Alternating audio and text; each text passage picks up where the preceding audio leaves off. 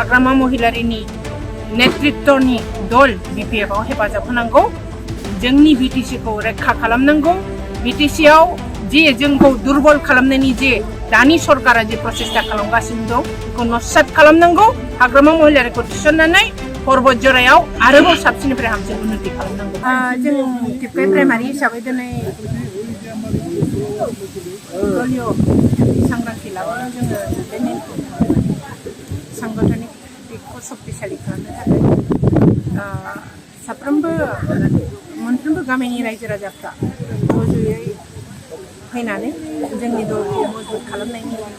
बयबो लाहार फाहार जोबोद मोजां टिपकाइ प्राइमारिया बिराद स्ट्रङै खामानि मावगासिनो दं बतझराव बिपिएफ हिसाबै जों जेब्लायबो रायजोनि खामानि मावग्रा हान्जा जोंखौ बयनिख्रुइबो बांसिन रायजोनि सिबिजानानै रायजोनि अननाय मोननानै रायजोनि बिश्वासजों जोंनि बिपिएफ दला विभिन्न घाट प्रतिघाट 2020 जे बिटिसि एमसिएलएनि इलेक्शनमोन बिटिसिनि इलेक्शन बे इलेक्शनाव जोंनि सायाव षड्यन्त्र खालामनानैबाबो जोङो घाट प्रतिघाट नेवसिनानै रायजो राजानि बिश्वासजों जोङो बयनिख्रुइ संख्य गरिष्ठता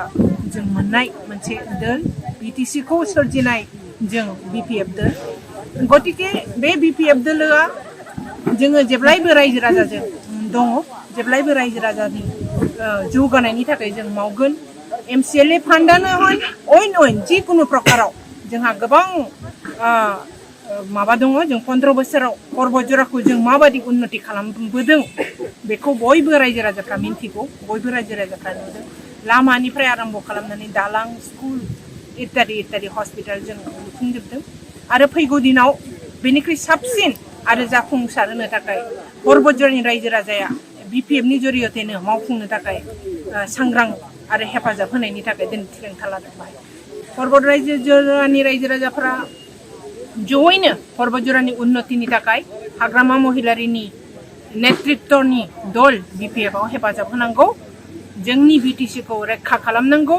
बिटिसिआव जे जोंखौ दुर्बल खालामनायनि जे दानि सरकारा जे प्रसेस्टा खालामगासिनो दं बेखौ नस्यात खालामनांगौ हाग्रामा महिलारिखौ थिसननानै बतझराव आरोबाव साबसिननिफ्राय हामसिन उन्नति खालामनांगौ बेखौ आङो खावलायो।